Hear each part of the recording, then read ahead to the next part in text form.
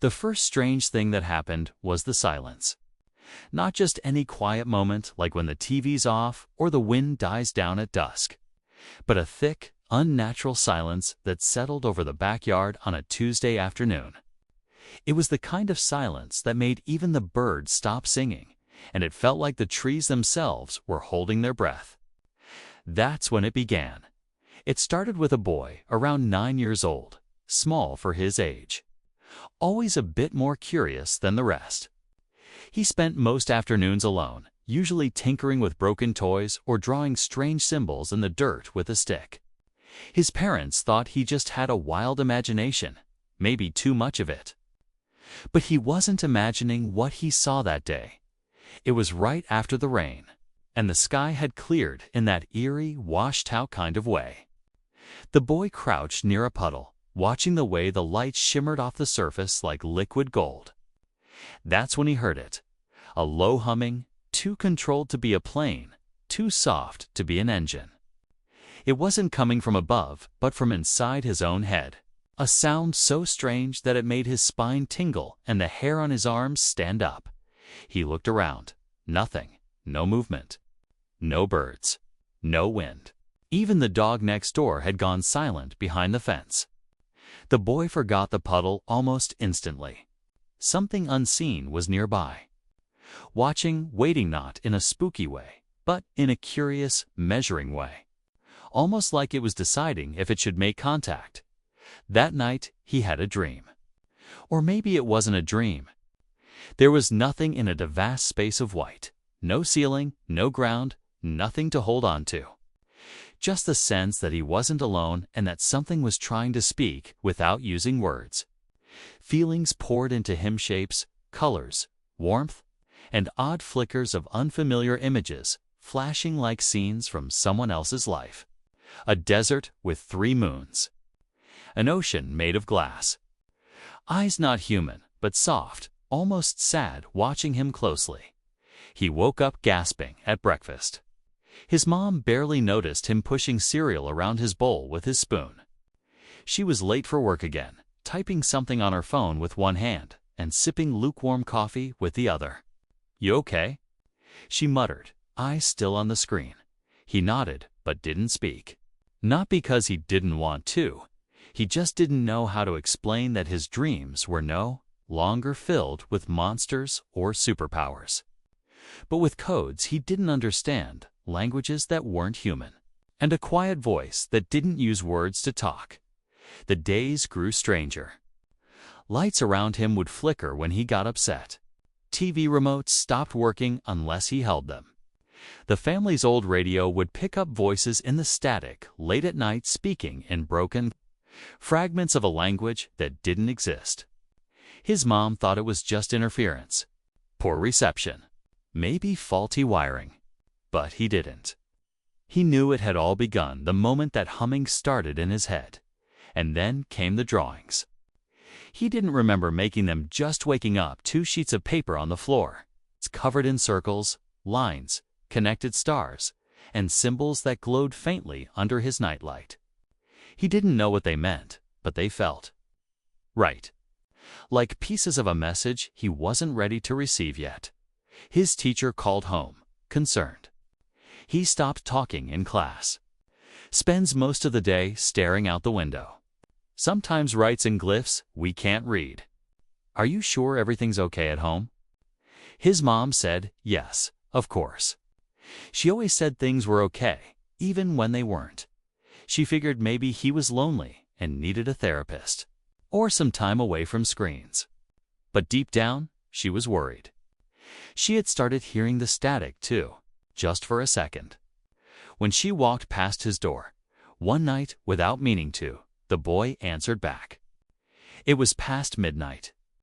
The stars were unusually bright, and a faint pulse throbbed in the air around him. He didn't speak out loud, but something in him reached outward, like letting a balloon go in the dark. He closed his eyes and thought, "Who are you?" Just once, soft but clear. The answer didn't come in words. His mind filled with images, the lost desert again. The strange ocean. A symbol like an eye inside a triangle glowing blue. And a feeling. Not fear, but longing. The same kind of loneliness he had felt inside himself for years, but magnified 100 times. It was alone. Whatever was out there, it had been alone for a very, very long time. From that night on, the voice returned daily. It wasn't a fixed voice, not male or female, but something ancient and childlike all at once. It would show rather than tell, and with every exchange, the boy felt his brain stretching, growing, like it was trying to contain ideas too big to hold. He began to build things. Little devices out of wires, magnets, batteries, simple at first, then more complex. All guided by dreams that weren't quite his own. The neighbors began to notice changes. The garden lights kept blowing out. Phones would buzz uncontrollably when near the boy. Birds avoided the rooftop above his room. Once, during a backyard storm, lightning struck a single point in the grass to his right, where he had placed one of his odd little machines. People whispered. Maybe the house was haunted. Maybe he had some kind of gift. His mom brushed it off like always, but even she had begun locking her door at night. Not out of fear of her son, but the feeling that something else was now in the house with them. The boy no longer felt scared. Whatever this presence was, it wasn't threatening. It was reaching for him, looking for something. But he didn't yet know what. Or why now? Why choose him? Then, one morning, he woke up to find 3 small symbols etched into his window pane. Delicate and perfect, like frost patterns, but not cold to the touch. Beneath them, drawn in his own handwriting, were words he could not remember writing. It's coming. Get ready. He stared at them for a long time. What was coming? Who was it? Why did the air smell faintly like metal? His mom called from the kitchen. He didn't answer. He was too focused on the sky, on a new sound humming at the edges of silence higher pitched than before. This one felt different, less patient. More urgent, the presence was changing, and this time, he wasn't just listening to it, he was becoming part of it. The days after the message appeared on the window felt different, though hard to explain how exactly. Time seemed to stretch, moments lingering just a bit longer than they should. The boy moved through his routines like sleepwalking, brushing his teeth, going to school, nodding when adults spoke, but his mind was always somewhere else, somewhere higher. Somewhere farther, the etched message "It's coming." Get ready had vanished the following morning, as though it had only existed in a thin slice of time. But he remembered every detail. His hand had written it, though he had no memory of doing so. Deep down, he knew he hadn't been dreaming. Something had spoken through him. The symbols still remained in his mind's eye, pulsing like a heartbeat when he closed his eyes. Even if they were gone from the glass, that week, more odd things began to happen. His drawings became more complex, no longer scribbles or symbols, but detailed images of machines, maps of stars and shapes he couldn't name.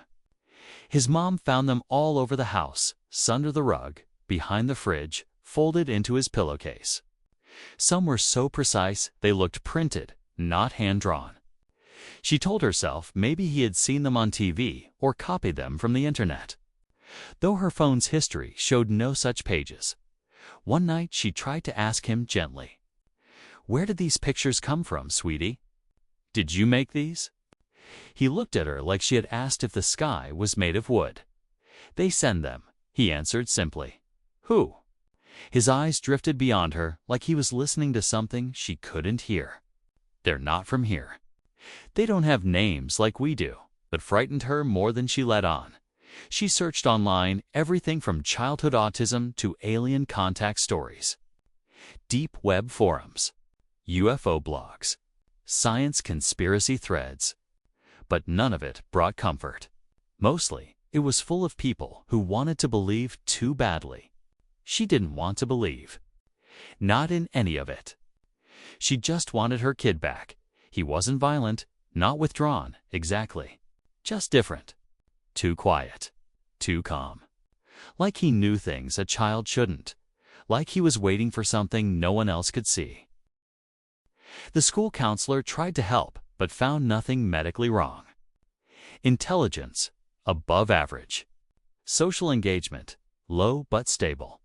The boy didn't talk much to peers, but when he did, it was kind, not cruel, not strange.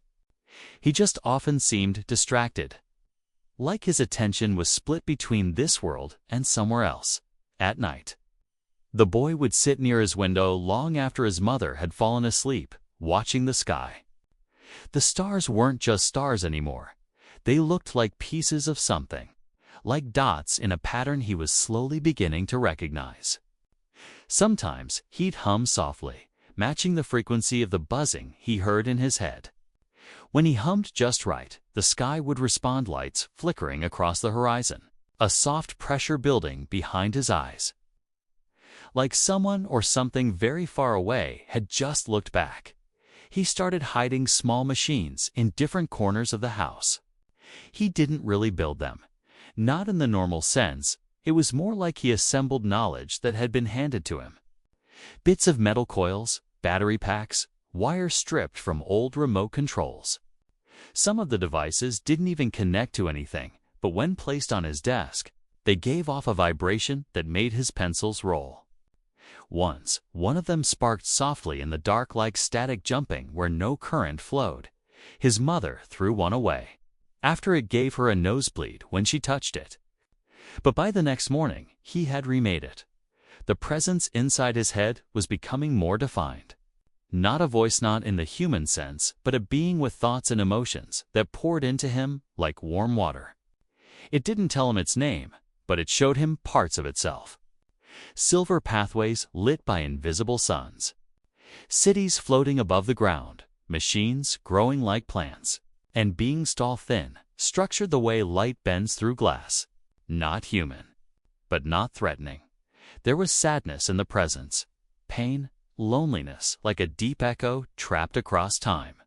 Whatever it was, wasn't just speaking to him, was depending on him. The message on the window hadn't been a warning. It was a countdown. One night, the presence pushed harder than before. It overwhelmed him completely, and for the first time, it terrified him. Words poured into his thoughts too fast to hold, like half-remembered dreams soaked in panic. A star. A gate. A signal lost. A mistake. He woke up screaming. His mother ran in, panicked, and found him curled under the bed, crying quietly. It was the first emotion she had seen from him in days that actually felt human again. As she held him close, he finally whispered, "It's broken. They can't fix it." "Something's chasing them." "What is?" she asked, trembling. He didn't answer. The next day was cloudy, and the silence returned. That heavy, unnatural stillness that had first started it all. Outside, not even the leaves stirred. Something was not right. The boy began to draw again, but this time it wasn't maps or machines. This time it was them. The beings. The ones who sent the signals, who whispered inside his mind. In the pictures, their arms were longer than ours. Their faces soft, almost translucent. Not scary, but different. Some had glowing symbols across their foreheads. Most had wide eyes, like they were always searching for something. And in each drawing, they stood beside him. Him, in one photo. He stood among them, both feet off the ground, suspended by a beam of light, arms open, eyes closed, as though listening to something bigger than sound. His mother found that one tucked in his backpack, folded between two homework pages. She didn't sleep that night, but she started keeping a notebook of her own little things, notes, times, dates, things she noticed. Like how the microwave shorted out whenever he walked past. Or how he could always predict when it would rain, even if the forecast said sun. Or the odd dark marks forming in circles on his forearms, almost like fading bruises that didn't hurt. He said they were coordinates, but wouldn't say to what. And the eyes. His eyes were changing. Not visibly. Not in color or size. But in depth, like tunnels into other worlds. She couldn't prove it, but every time she looked at him long enough, a shiver ran down her spine. A week later, the first blackout happened. Entire neighborhood dead quiet. No lights. Phones dead.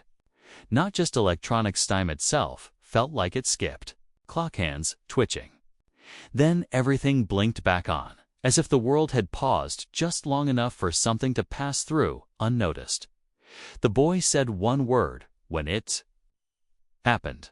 Arrival. When pressed, he said soon. But his eyes told a story no child should be old enough to carry. His mother didn't know if she should leave, take him far away. But part of her feared it wouldn't matter. That whatever was linked to him now, it wasn't limited by place or distance or time. He wasn't just a kid anymore. He was part of something vast, something that spanned galaxies.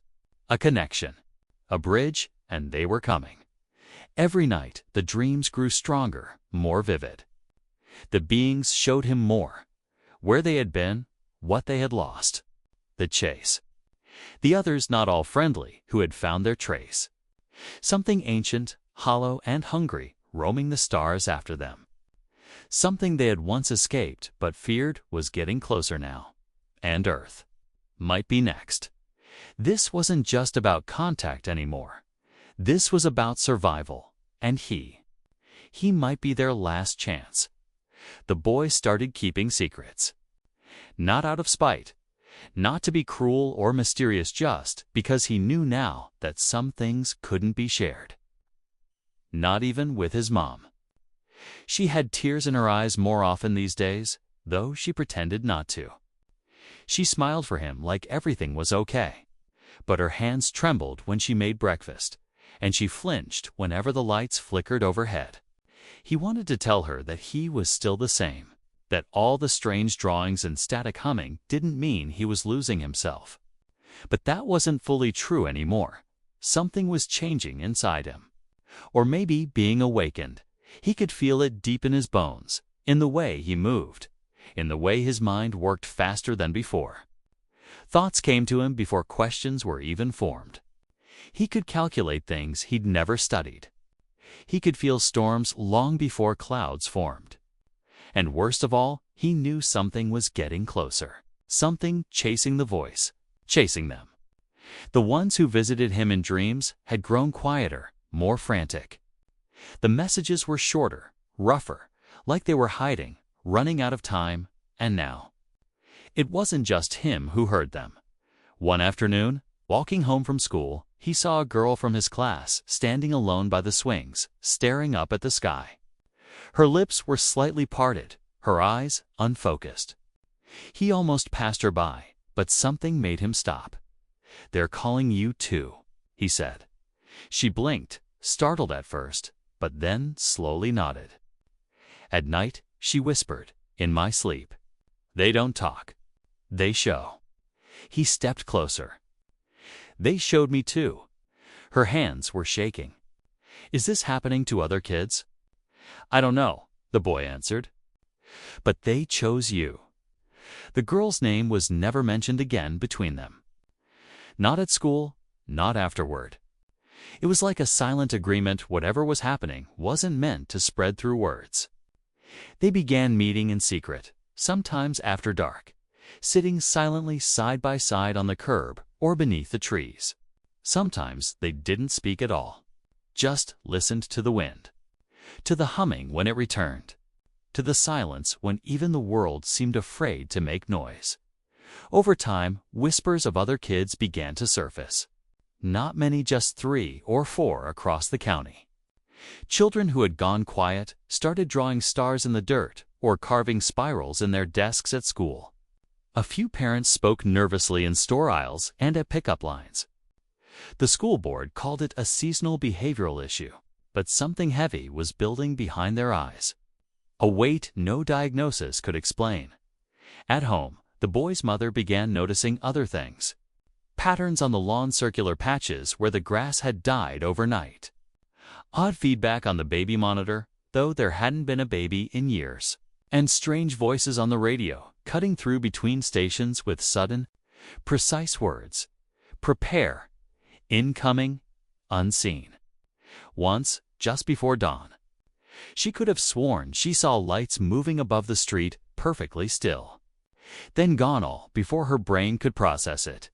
She talked to her sister about it on the phone. Only once, they're watching him, she said, voice low. Not just watching, tuning him like some kind of broadcast signal. Her sister told her to see a doctor. Maybe she was overworked. Maybe the boy needed counseling. Maybe she just needed sleep.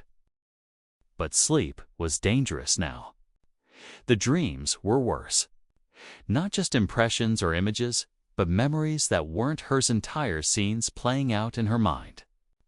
Civilizations built in rings. Creatures not quite physical, shimmering like smoke. Fleets drifting across eternal space, searching for something, anything to carry their warnings. The boy was at the center of it. Always him. Standing at the heart of galaxies, holding out his hand like an antenna wrapped in flesh, and meanwhile, the world around them continued on, oblivious. Football games, grocery lists, chores, and traffic. But the boy could feel it. Time itself was bending. Days felt thinner. Moonlight lingered too long some nights. There was a countdown, invisible but present in everything. What started as whispers were now pulses, deep vibrations in his chest, like something knocking against the walls of Earth. He tried writing it all down, but the paper would sometimes burn at the edges or vanish entirely by morning. He tried typing it once too. That laptop hasn't turned on since. He wasn't the only one affected. His mom lost time, hours at a stretch where she wouldn't remember what she was doing. Neighbors started acting strange too. The couple across the street who always walked their dog vanished without a word. Weird trucks parked at corners some nights with tinted windows and black plates. Once, a man came to the door asking odd questions about signal disruptions and frequency anomalies. He smiled too hard and wore a badge that didn't name any department. After he left, the boy said, "He's not real." "What do you mean?"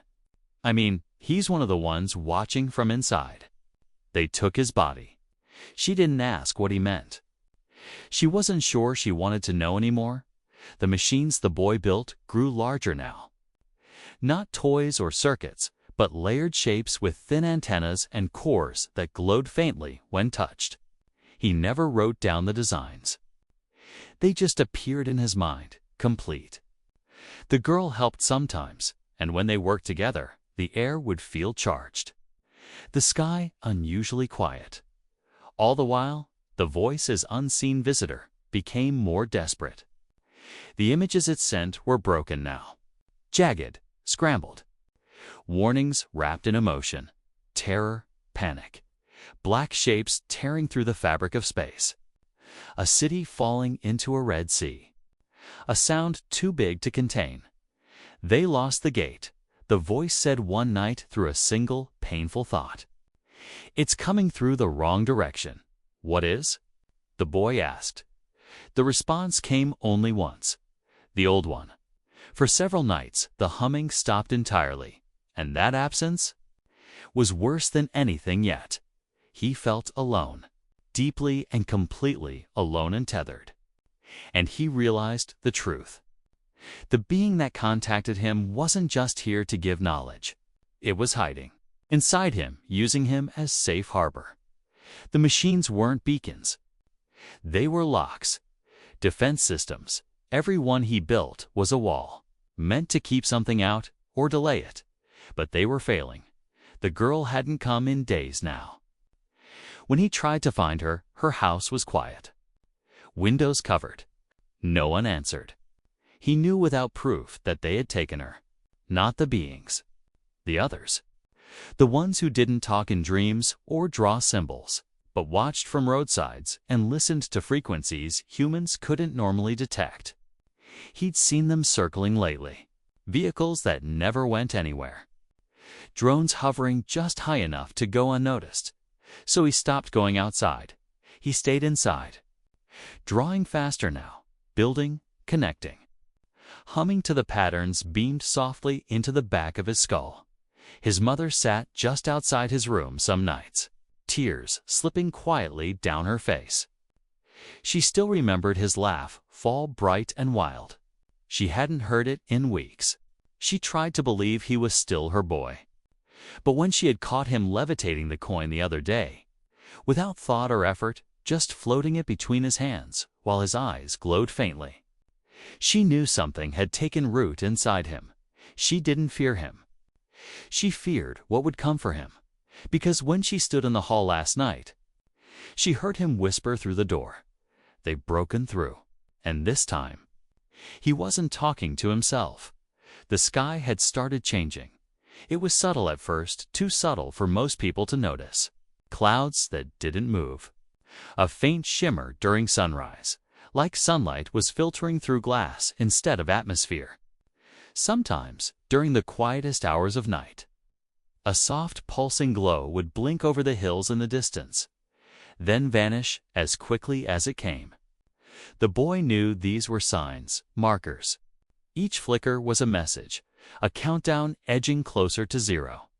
The humming had returned, but it wasn't like before. Now, it came with pressure, not physically, but emotionally. Like something was sinking into the planet, something heavy and unseen, dragging echoes behind it. The presence in the boy's mind, his silent cosmic friend, had grown quiet, barely able to reach him now. Its thoughts were muddled, broken by interference, like someone jamming the signal. But even in its silence, he could still feel its fear. His mother finally gave up pretending life was normal.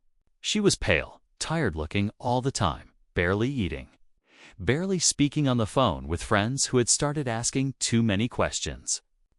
She didn't take him to school anymore. There was no point. The school was half empty now, anyway. More children had gone missing. For in 2 weeks, one of the remaining teachers told her quietly, "Don't trust anyone in a suit." That was the last time she went to the school. The boy could sense it in her, even when she wouldn't admit it. She was starting to believe it wasn't just coincidence, that this wasn't a strange sickness or some forgotten trauma. She was starting to believe the world was changing. Too slowly for the news to understand, but fast enough to make her afraid to fall asleep. Late one night, he spoke the truth out loud, though he didn't want to anymore. The words felt dangerous. They're already here. She didn't say anything back, just sat on the edge of his bed, holding his hand. Her fingers were shaking. He had seen them. Not directly, never face to face. But their shape became clearer in recent visions. These weren't the same beings who whispered to him in dreams or taught him how to build. These others. They were dark, almost invisible, distorting the air around them like heat rising off pavement. No shape, no eyes, just motion. They didn't travel in ships. They were the danger. They rode the edges of sound, always in disguise. They followed the voices through time across stars, and they hunted. They didn't communicate. They didn't share memories. They just consumed. They were drawn to energy, especially energy like the kind pouring through the boy.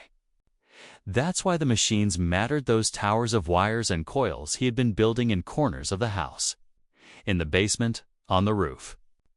They weren't protection anymore. They were signals, beacons, lures, and soon they would respond. The girl returned 2 days later, without warning, appearing outside the boy's backyard fence. Her eyes were wide, unblinking, her skin pale. Not like she was sick, like she'd seen something no child should. Something that made her stop understanding what fear truly was. He let her in without a word. They didn't speak for the first hour. They just sat in silence, facing opposite corners of the room. When they finally looked at each other, the girl simply said, "They broke it open." He nodded. He didn't have to ask what. "They don't even need ships," she whispered. "They just open gaps. They burn through." like peeling something too thin. The voice in his mind, weak, distant, now confirmed it. A tear in space, just beyond Earth's orbit. The physics didn't matter, not anymore. They had found a way through, and now Earth was next. News began to cover atmospheric anomalies that couldn't be explained. Planes flying low reported seeing dark shapes moving above the cloud shapes that didn't register on radar. Satellite feeds began glitching out at random. Authorities blamed software bugs, but the boy knew. These weren't glitches. They were interference, like dust clinging to a lens. Something big was coming closer. Every signal on Earth was being watched. That night, they finished the largest device. It stood nearly 4 feet tall, made from parts he didn't remember collecting: copper wiring, broken radios, old computer fans, even pieces from his mom's car engine. When it powered on, it made no noise, but the house felt warmer suddenly, like a silent heat was radiating from its base. Lights flickered, but didn't fail. The wind outside stopped completely. The girl called it the key. She didn't know why. Neither did he. But they both agreed it wasn't meant to open. Something it was meant to stop it from opening. Wider, they placed it in his room center. The floor felt soft beneath it, like gravity was shifting. His mom watched from the hallway, gripping a mug with trembling hands. She asked, "What happens if we're wrong?" The boy said, "We're not," which only made it worse. That night, the pulsation returned stronger than ever. A sound not with ears, but with bones. Helicopters thundered overhead, then vanished. The Earth vibrated without warning. Trees flexed without wind, and somewhere in the distance, something howled. Not an animal, not machine. Something old, raw, broken. The girl clutched her ears and screamed. Her nose began to bleed. The boy fell to his knees. His thoughts overwhelmed him, blurred screams, metallic voices, data spinning like whirlwinds through his head. He saw stars collapsing. He saw cities being swallowed without light. He saw the core of a forgotten moon, cracked and hollowed from the inside out. He saw Earth next, and he saw himself, standing in the center of it, not running, not hiding, calling it in. He didn't understand why him. Why a child? But then it clicked. The presence had never chosen a warrior. It had chosen a key, a resonance point. A child's mind could echo louder through these gaps because they were less anchored to this world. His body was a tuning fork. His heart, the frequency. The girl collapsed on the floor, whispering, "It's here." Something was standing just behind the veil of reality. Invisible, but massive, thickening the air, cold creeping in where warmth belonged.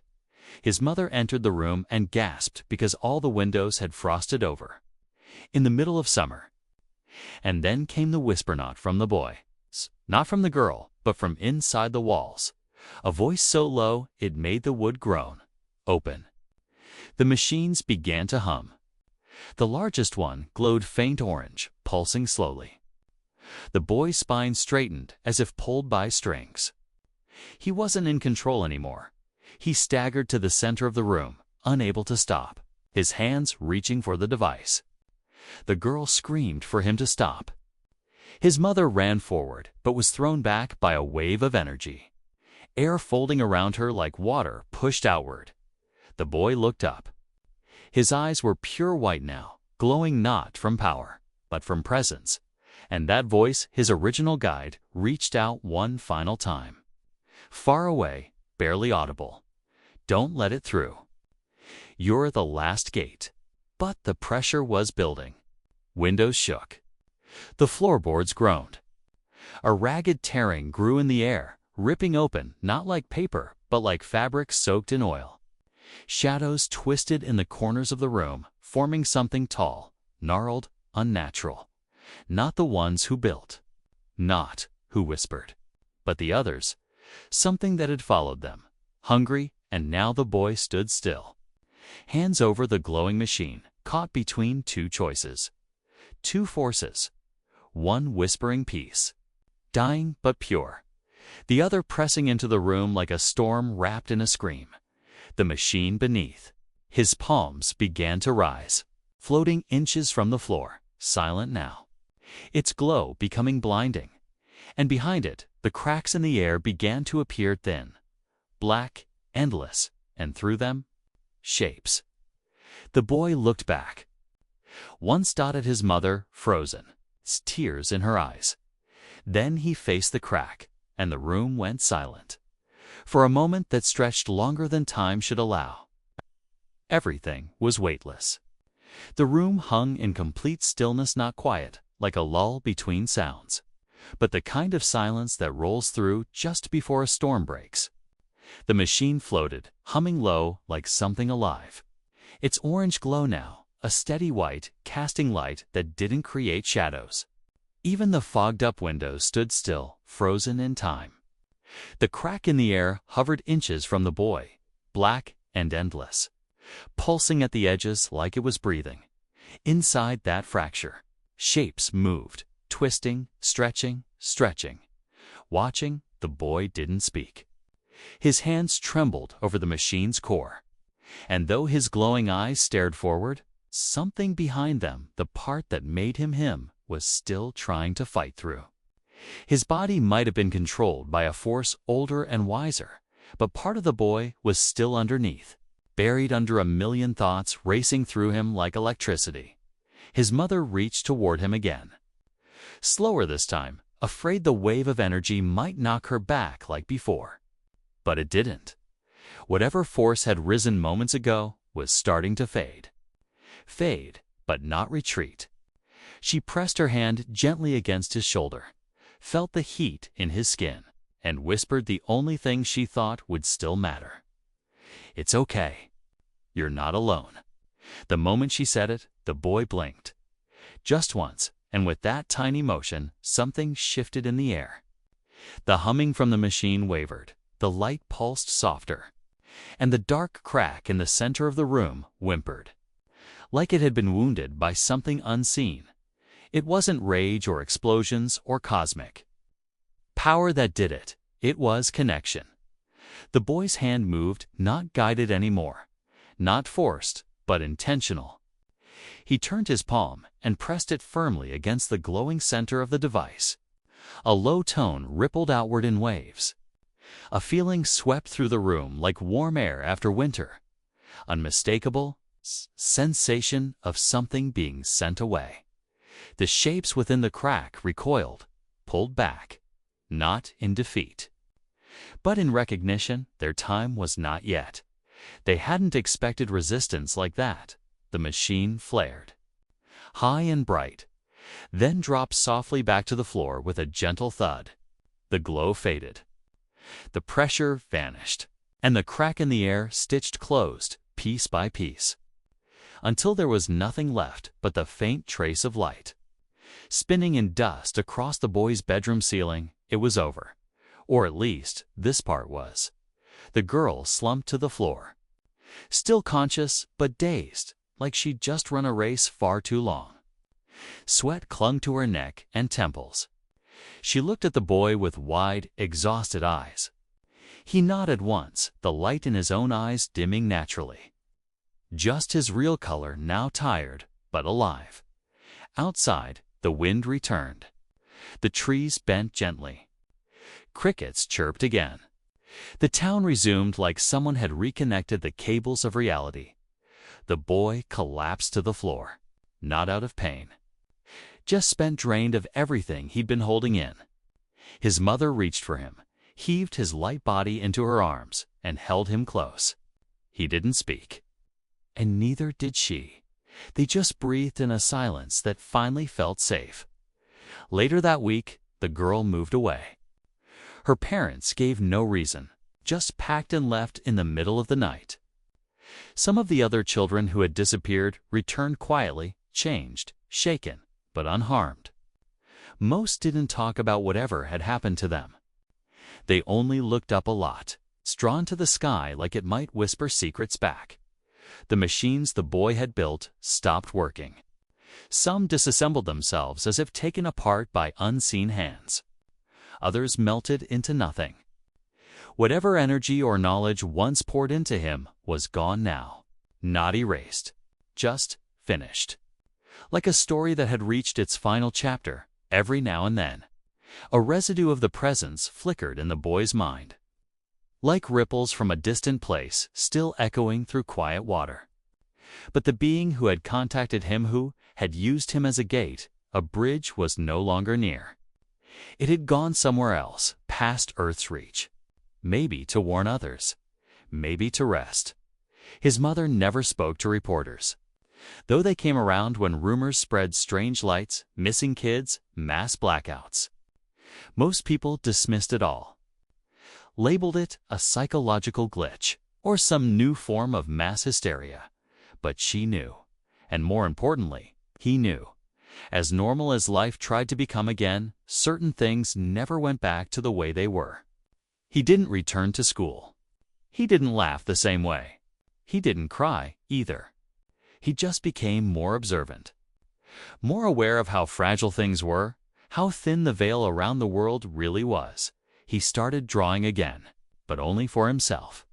Less alien maps, more human ones. Trees, rivers, the sky from his bedroom window. His mother saved every drawing.